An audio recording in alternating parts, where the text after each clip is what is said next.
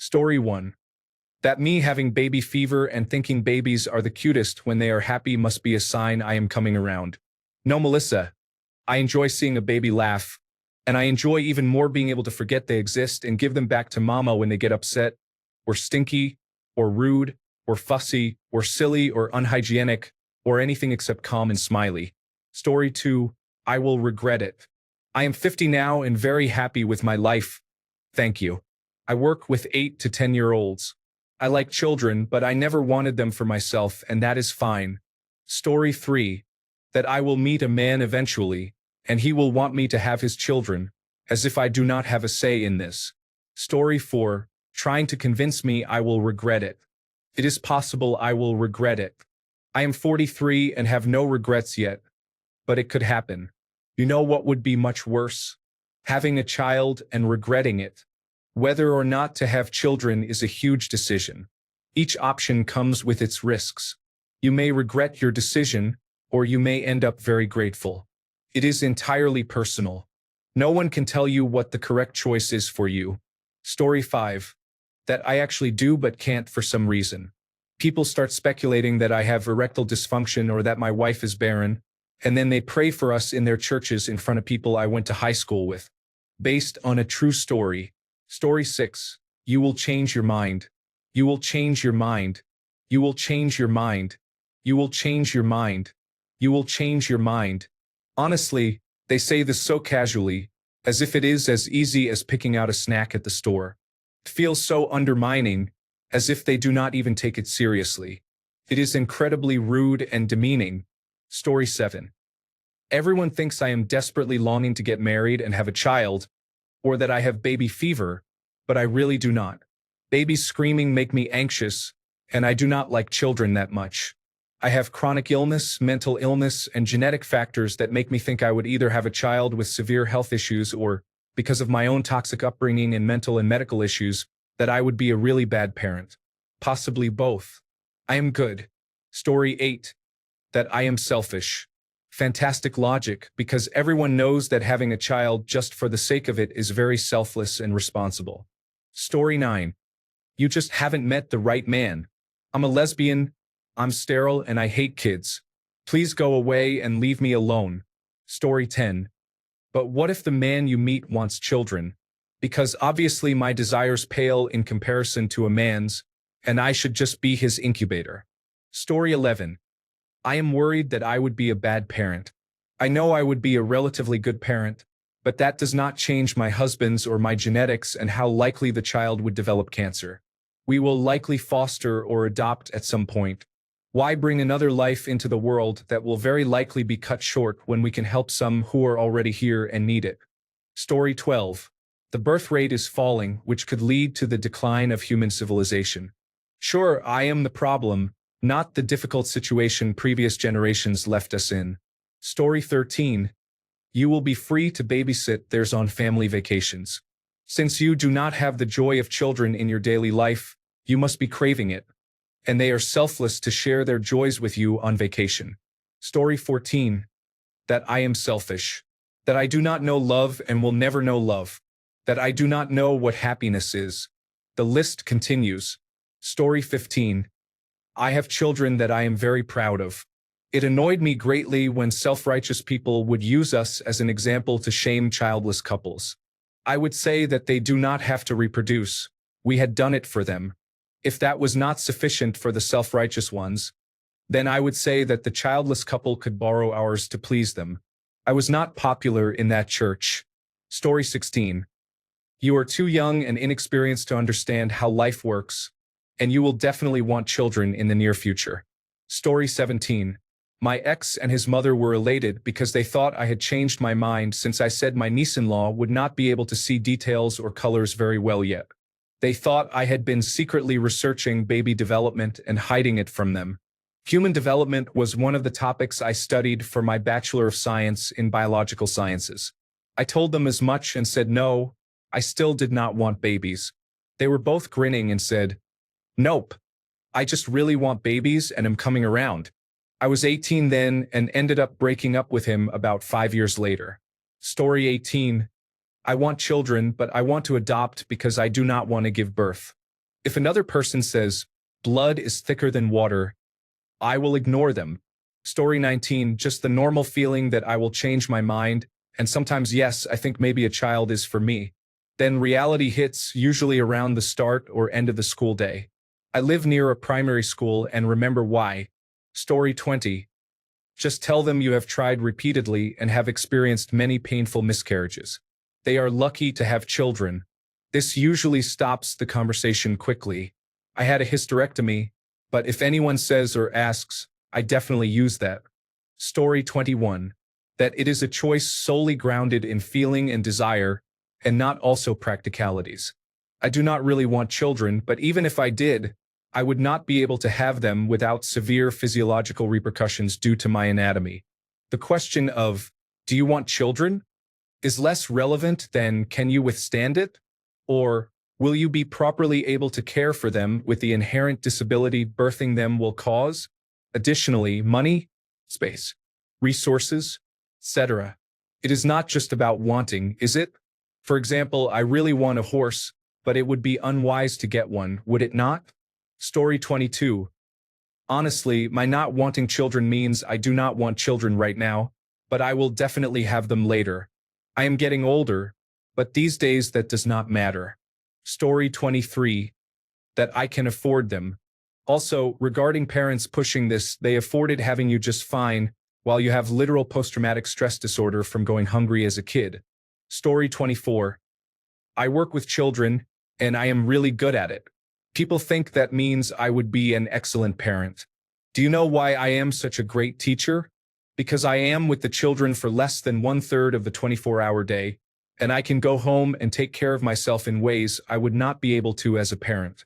Being a good teacher and good with children does not equate to being a good parent. Story 25. Not me, but I have a family member who ended up having children after saying she did not want them when she was younger. She said that what she hated was the assumption that her coming around was confirmation that she always wanted children deep down and just did not know it. It was not that. She genuinely did not want children, but then, after some relationships and life experiences, felt comfortable and open to having them. She said that she had friends who said they wanted children but ended up changing their minds, and others who said they did not want children and that never changed. She was frustrated that people treated having children as a single mindset that you are always stuck in and not something that you can change your mind about over time. Story 26. You'll change your mind. No, I won't. I've known since I was 16 that I would never have children. Even on the extremely slight chance I did change my mind, I am 40. It would be considered a high-risk pregnancy, and I am not about that. Story 27. First, it's, oh, that's too bad. Why can't you have children? Then, it's, don't you think you'll be lonely? Then it's, I could never not have children. Just think about what you're missing. It usually ends with, wow, your parents must have messed you up good. Or something similarly unthinking, shallow, and insulting. My wife and I decided not to have children because we both came from large families, and we figured the family DNA was spread wide enough without us adding to the world's overpopulation problem. We are in our 60s now, and we are not lonely, we do not miss not having children, and we have had quite full lives without them. To us, the most frustrating assumption is that there is something wrong. With us, with our parents, with our bodies, with our minds. The assumption is that it must be one of those things. Story 28. When I was in medical school, my school was located in an extremely impoverished area. I volunteered at a local community center distributing food once a week. One of the other volunteers asked me about children, and I said I wasn't very interested in them. I love children but do not really want one myself. He then said, "You are studying to be a doctor. Aren't you supposed to be nurturing?" I just rolled my eyes. Story 29.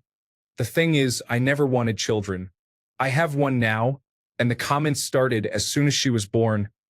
Are you going to have another? But then I know someone who has 5 children, and they get comments about how that is too many and they should be done now. They are. My point is, people will judge the number of children others have, no matter how many there are. It is ridiculous. I wish people would just focus on their own lives and let others live theirs as they wish or do not wish. People who cannot have children also receive comments about not having children, which makes it worse in my opinion. Story 30. That I will change my mind when I meet a man. What if he really wants children? Then I am not interested in pursuing him. Story 31.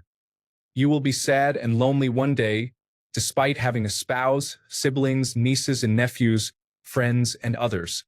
The assumptions people make about who is in your life are astounding. I had a woman on Reddit insist that a spouse's companionship, rather than children, was not good enough. I told her I was sorry if she had such an unhappy marriage. Story 32. What if you fall in love with a man and he has or wants children? I am not going to change my opinion because of some hypothetical man. If he has or wants children, then he is not the man for me, and I would not fall in love with him, would I? Story 33. Had this conversation with my dad once. He wasn't happy, and I don't think he talked to me for 2 weeks. His answer was essentially, "It's a phase." Story 34. I dislike or hate children. I absolutely love them. I think they are wonderful people learning about life. I enjoy their company, and I am really great with kids. However, I have never felt a desire to have children, and that surprises people when they hear it. Story 35.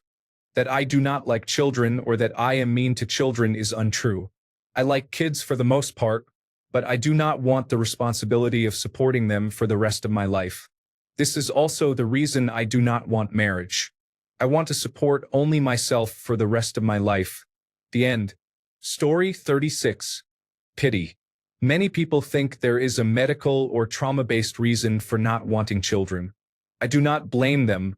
Many people on CFBC fall into that category. Story 37. Being told that I do not know what I am missing. I have a pretty good idea of what I am missing, all things I have no desire to experience. That is why I made the choice I made. Story 38. You might change your mind because the child-free label is often misused. Many childless people claim they are child-free but then change their minds when conditions for having children improve, such as a better job, house, or partner. Step-parents and parents sometimes also claim to be child-free temporarily, for example, when they have a sitter for one night. Story 39. You will change your mind. No, I probably will not. I have had the same opinion with my partner for the past 9 years. I am happy to just be an aunt. Story 40.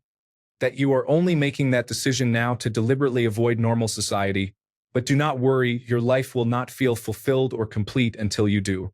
And oh my God, you will just totally love them and want to lay down everything else in your life for them once you have them. Story 41. I will regret it when I am older because I will not have someone to take care of me.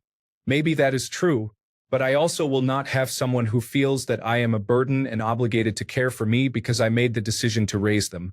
Story 42. That I must hate children or that something is wrong with me. No, I can like children and still not want to raise one. Not everyone dreams of parenthood, and that does not make us broken or selfish. It is surprising how people act like it is a phase or something you will grow out of. Story 43. They do not understand that I am a bad person and would be an awful parent. Besides, since I am dangerous and evil, any child I had would be removed from my care. Story 44. They assume I want to adopt and let me know that it is an option as if I have never heard of adoption before. Story 45. I hate children. Well, I do dislike most children depending on how they are raised. Some people simply should not be allowed to have one. But that is not the reason why I do not want kids. The reason is I am actually not allowed to. I am gay. I cannot even legally marry the love of my life. How do you think me trying to adopt a child would go? Story 46. That I somehow owe them an explanation. I actually have a long list of reasons, and some of them are very specific and personal, but I am probably not going to engage with them about it because 1, almost everyone who has ever asked that question is not asking in good faith. They just want to argue about it, and 2, it is none of their business. Story 47. That I would change my mind if I met the right man. I am gay and married to another woman who also does not want children. Story 48. That them trying to get me to hold their screaming baby will somehow break some curse and give me baby fever? No thanks. I do not want to hold your baby. I am fine observing from this distance where I do not get vomited or pooped on. Story 49. I am very ambitious and career-focused. I do not care about my career beyond the need to keep my job to save money. I do not want to perform tasks like wiping backsides and noses. Story 50. Who will take care of you when you are old? The nursing home I am paying for. It is definitely not a guarantee. I work in a nursing home and know this very well. I also experience sensory issues when I hear children screaming in public, which is mostly the responsibility of the parent, not the child. I have disliked children in general since I was a child myself, but I do not hate them. Story 51. That something must be wrong with me. Either I had a bad childhood or I am somehow broken. No, I had great parents, actually. I just looked at all the options life has to offer and decided children are not part of my personal plan. Story 52. When you claim it is your choice not to, that usually means there is a biological reason why you cannot. Story 53. That I will not be a complete woman. Look, if I could give my eggs to a woman who is struggling with fertility, I would. No questions asked. If I could just scoop my eggs out and pass them on to a woman with fertility problems, I would do it as soon as possible. I have thought about having children for a long time, but I have never seen myself as a mother. It is not because I would be a terrible mother, but I simply do not see myself as a mother at all. Story 54. That I'm scared of children, childbirth, gaining weight, selfishness, and that I will not find a husband, etc. No, I am decent around kids. I am an older sister but had to play mother a lot growing up. It might be too much information to some, but I have been diagnosed as infertile since age 19, and I will be 33 in 2 weeks. Yes, I have had second opinions. I admit I still have anorexic tendencies despite being considered recovered because my body mass index is over 18. To be honest, those feelings might never cease. No, I give when I can and not just to people I am close to. I volunteer at my local women's shelter or homeless shelter several days a month. Every month. This one always comes off as rude, to be honest. I have been married almost 4 years. Story 55. I do not hate children. I do not hate children. I dislike poor parenting. I regard children as neutral until poor parenting becomes obvious. At that point, I dislike the parents and find their children mildly annoying. Good parents and their well-behaved children are a joy to be around. Story 56. That I will change my mind. That it is just because I am scared of giving birth. That it is because it is too much responsibility. That I did not talk to my husband about it before we got married, and that I am denying him a child. Story 57. I do not have any experience.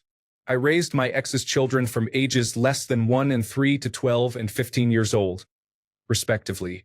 No, I have more time with children than you have with your toddler. I know what I am talking about. Story 58. That I will die lonely with nobody to change my diapers.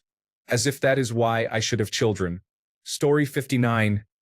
I am depriving my husband of the experience of a lifetime. 90% of the time when someone asks why I don't have children, people immediately ask if my husband is okay with that. The second misconception is that we made the wrong choice by not having children because we move quite a bit for my husband's work. We agreed that we would like to give our children a stable life, friends, structure, predictability, not starting over every couple of years, etc. So we decided that it would be best not to have them.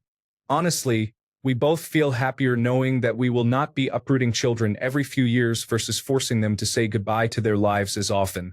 People often judge us more for not having kids rather than for moving frequently. Story 60. Not me, but a friend who has had 2 children and sadly buried them both when they were young, only 2 years apart.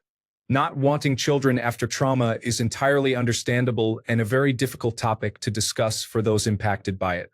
Story 61. Person complaining about their children. Oh my gosh, they are the worst. They are not sleeping. Everyone is sick.